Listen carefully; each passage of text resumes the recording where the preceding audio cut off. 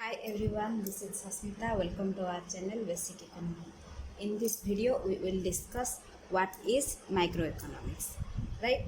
And in this video, we will discuss features, scope, and importance of microeconomics. Okay? Features पढ़ने से पहले हम जानते हैं माइक्रो इकोनॉमिक्स है क्या. ठीक है, तो इकोनॉमिक्स जो कि दो पार्ट से डिवाइड किया गया है. ठीक है, माइक्रो एंड मैक्रो.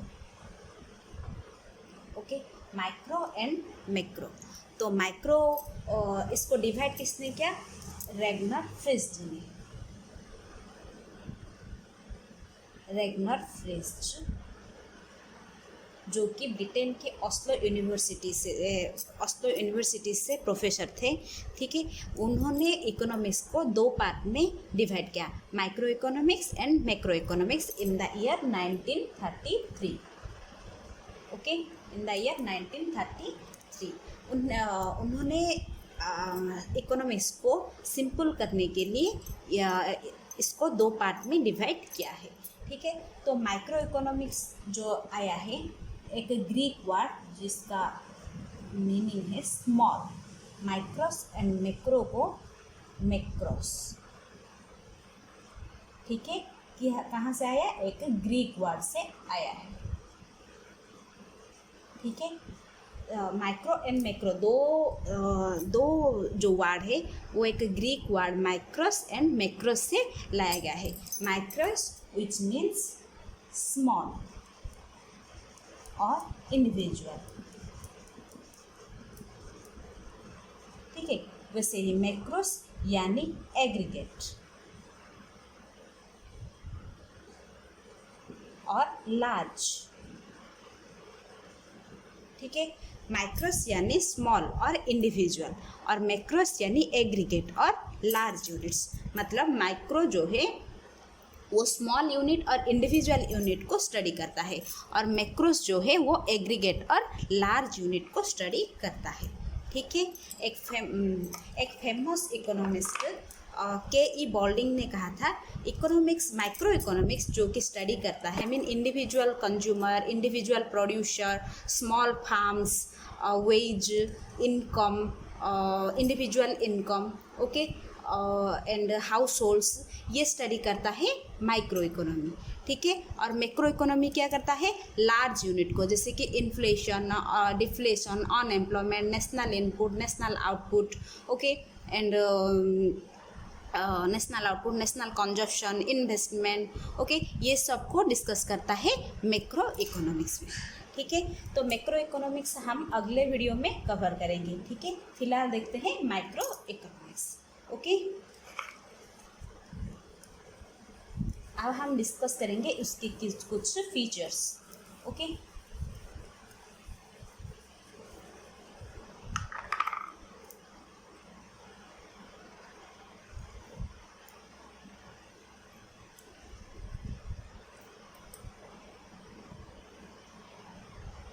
ठीक है, चलिए हम उसके कुछ फीचर्स डिस्कस करते हैं. ठीक है, फर्स्ट है स्टडीज इंडिविजुअल यूनिट. हमने कहा था माइक्रो इकोनॉमिक्स जो है इंडिविजुअल यूनिट को स्टडी करता है. ठीक है, a consumer, a producer, a farm, an industry, इसको वो स्टडी करता है. ठीक है, studies individual unit. Next microscopic view. Microscopic view यानी वो हर वो टॉपिक को बारीकी से देखता है. ठीक है, जैसे कि फैक्टर्स ऑफ प्रोडक्शन हो, वो हर एक रेंट हो, वेज हो, इंटरेस्ट रेट हो, वो या प्रॉफिट प्राइस डिराइव करने के लिए वो हर एक टॉपिक को बारीकी से वो स्टडी करता है, इसलिए उसे माइक्रोस्कोपिक व्यू भी कहा जाता है. Next partial equilibrium. Partial equilibrium यानी माइक्रो इकोनॉमिक्स ड्यू टू वो स्टडी करता है स्मॉल यूनिट को, इसे वो जो टोटल स्टडी नहीं करता है, टोटल इन्वेस्टमेंट, टोटल आउटपुट वो स्टडी नहीं करता है, वो हाफ स्टडी करता है. पार्शियल यानी हाफ और इक्विलिब्रियम यानी इक्वल. ठीक है, इसका मतलब वो हाफ यूनिट को स्टडी करता है, इसीलिए उसे पार्शियल इक्विलिब्रियम कहा जाता है. ठीक है, next sliced theory. Sliced theory यानी स्लाइस्ड यानी कट करना, पार्ट करना, ठीक है। वो इकोनॉमिक्स को, वो अपनी स्टडीज़ को स्लाइस करके वो स्टडी करता है, एक्सप्लेन करता है, इसीलिए उसे स्लाइस्ड थ्योरी कहा जाता है, ठीक है। Next price theory. Price theory यानी इकोनॉमिक्स को प्राइसिंग थ्योरी भी कहा जाता है। क्यों? क्योंकि वो इकोनॉमिक्स, माइक्रो इकोनॉमिक्स मेनली दो चीज़ों के लिए जाना जाता है, ठीक है। एक तो होता है determination of price of a product और determination of factor price, okay.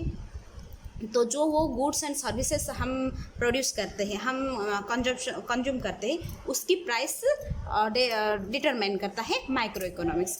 और फैक्टर्स प्राइस डिटर्मिनेशन यानी जो भी लैंड, लेबर, कैपिटल, एंटरप्रेन्योर जो भी यूज़ करा जाता है टू प्रोड्यूस ए प्रोडक्ट, ठीक है, टू प्रोड्यूस ए गुड, उससे उसकी वो जो फैक्टर्स को उसकी प्राइस डिटरमाइन करता है माइक्रो इकोनॉमिक्स, ओके।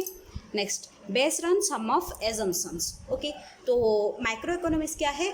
कुछ एजम्पशन में, कुछ एजम्पशन पे बेस्ड ही होता है। एजम्पशंस यानी कुछ कंडीशंस, ओके, कुछ कंडीशंस में बेस्ड होता है, ठीक है। जैसे कि लॉ ऑफ डीएमयू हो, लॉ ऑफ इक्यू मार्जिनल यूटिलिटी हो, लॉ ऑफ डिमांड हो, लॉ ऑफ सप्लाई हो, ठीक है, कुछ एजम्पशन पे बेस्ड होता है, ठीक है। Allocation of resources, microeconomics और मैक्रो इकोनॉमिक्स सभी का उसकी मेन मोटो है to allocate resources, to maximum allocation of resources, okay. Limited scope, ठीक है। लिमिटेड स्कोप क्यों कहा जाता है? क्योंकि माइक्रो इकोनॉमिक्स जो है वो पार्शियली डिस्कस करता है, इकोनॉमिक्स को पार्शियली डिस्कस करता है, इसलिए उसकी स्कोप भी लिमिटेड है, ठीक है। Next study different market. Different market यानी परफेक्ट कंपटीशन मार्केट हो, मोनोपोली हो, ओलिगोपोली हो, कोई भी मार्केट को वो अच्छे से स्टडी करता है और उसे एक्सप्लेन करता है, ठीक है। ये है कुछ फीचर्स माइक्रो इकोनॉमिक्स के, ठीक है। नेक्स्ट हम डिस्कस करेंगे इसकी स्कोप्स क्या है। इसकी स्कोप्स जो है वो 3 तरह की है। टू डिटरमाइन प्रोडक्ट प्राइस, ठीक है। उसकी स्कोप जो है, स्कोप यानी जो एरिया से जिससे माइक्रो इकोनॉमी स्टडी करता है, ठीक है, वो उसकी मेनली 3 स्कोप है। Determine product price, determine factor price and economic efficiency. Determine product price वो कैसे डिटरमाइन करता है? With the force of demand and supply, okay. Force of demand and supply को यूज़ करके वो प्रोडक्ट की प्राइस डिटरमाइन करता है, ठीक है। Next determine factor price. Factor यानी जो कि प्रोडक्शन फंक्शन में यूज़ किया जाता है in order to produce a product, okay. जैसे कि land, labour, capital and entrepreneur, okay. Entrepreneur, land, तो ये सब फैक्टर्स यूज़ किया जाता है टू प्रोड्यूस ए प्रोडक्ट। तो इन लोगों को कुछ रेम्यूनरेशन दिया जाएगा। रेम्यूनरेशन यानी कुछ पेमेंट दिया जाएगा। लैंड ओनर को उसका रेंट दिया जाएगा, लेबरर को वेज दिया जाएगा, और कैपिटलिस्ट को दिया जाएगा इंटरेस्ट, और एंटरप्रेन्योर को मिलेगा प्रॉफिट। तो वो कितना रेंट दिया जाएगा, कितना वेज दिया जाएगा, कितना इंटरेस्ट दिया जाएगा कैपिटलिस्ट को, और कितना प्रॉफिट एंटरप्रेन्योर खुद रखेगा, वो डिसाइड करता है micro economics, right. Next economic efficiency. Economic efficiency भी 3 तरह की होती है, ठीक है।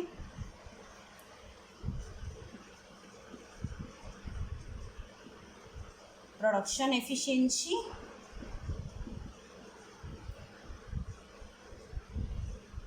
कंजप्शन एफिशिएंसी,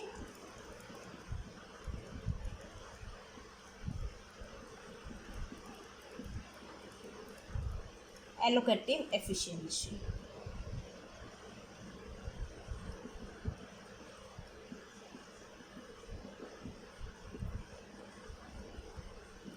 ठीक है। प्रोडक्शन एफिशिएंसी यानी प्रोडक्शन फंक्शन में एफिशिएंसी कैसे लाया जाए, मतलब वो जो रिसोर्सेस यूज़ करता है, प्रोडक्शन फंक्शन में रिसोर्सेस यूज़ किया जाता है, उसकी ऐसे यूटिलाइज करो ताकि वो बाद में वो कुछ और प्रोडक्ट यूज़ करने के लिए वो बाकी ना रह जाए। ठीक है, मतलब उसके और कुछ यूटिलाइज नहीं हो सकता। ठीक है, अगर रिसोर्सेस के उस वैसे यूज़ किया जाएगा उसको प्रोडक्शन एफिशिएंसी कहा जाएगा। ठीक है, कंजप्शन एफिशिएंसी यानी जो भी गुड्स प्रोड्यूस होता है उसको कंज्यूम करना। ठीक है, कंज्यूम करने से इतना सेटिस्फेक्शन मिले जो कि उसे कंजप्शन एफिशिएंसी कहा जाएगा। ठीक है, और एलोकेटिव एफिशिएंसी, कुछ प्रोडक्ट्स और गुड्स और सर्विसेज कुछ ऐसे होते हैं जो कि प्रोडक्शन अच्छे से होता है। ठीक है, लेकिन वो लोगों को चाहिए नहीं होता है। ठीक है, कुछ प्रोडक्ट्स ऐसे होते हैं जो कि लोगों को वो चाहिए नहीं होता है। ठीक है, तो माइक्रो इकोनॉमी को क्या ध्यान में देना चाहिए, जो लोग इस्तेमाल करते हैं वो गुड्स ज़्यादा अच्छे से प्रोड्यूस करना चाहिए। ठीक है, जिसके माध्यम से उन्हें वेलफेयर मिल सके। ठीक है, ये है एलोकेटिव एफिशिएंसी। ठीक है, और एफिशिएंसी कैसे लाया जाए, उसकी दो चीज़ें हैं, जैसे कि रिडक्शन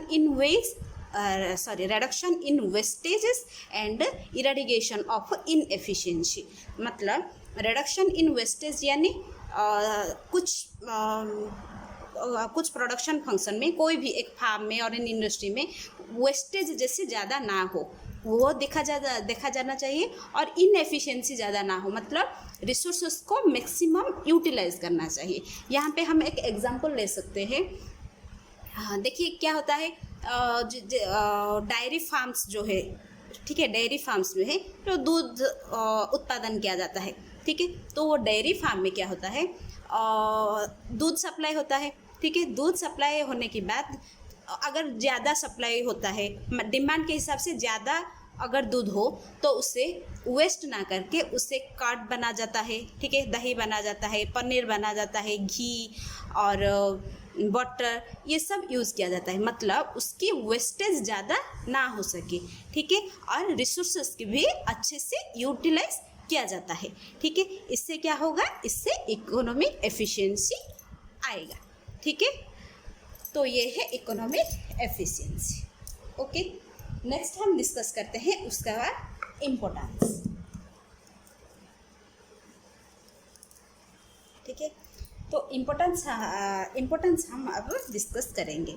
ठीक है, माइक्रो इकोनॉमिक्स क्यों पढ़ा जाता है, ठीक है, इसका यूजेस क्या है, ये हम अब डिस्कस करेंगे।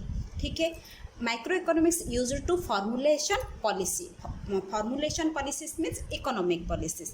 ठीक है, तो माइक्रो इकोनॉमिक्स कुछ भी पॉलिसी बनाने से पहले वो इकोनॉमी का ऑपरेशंस देखता है, मतलब कैसे काम करता है, क्या चाहिए, कैसे यूटिलाइज किया चाहिए।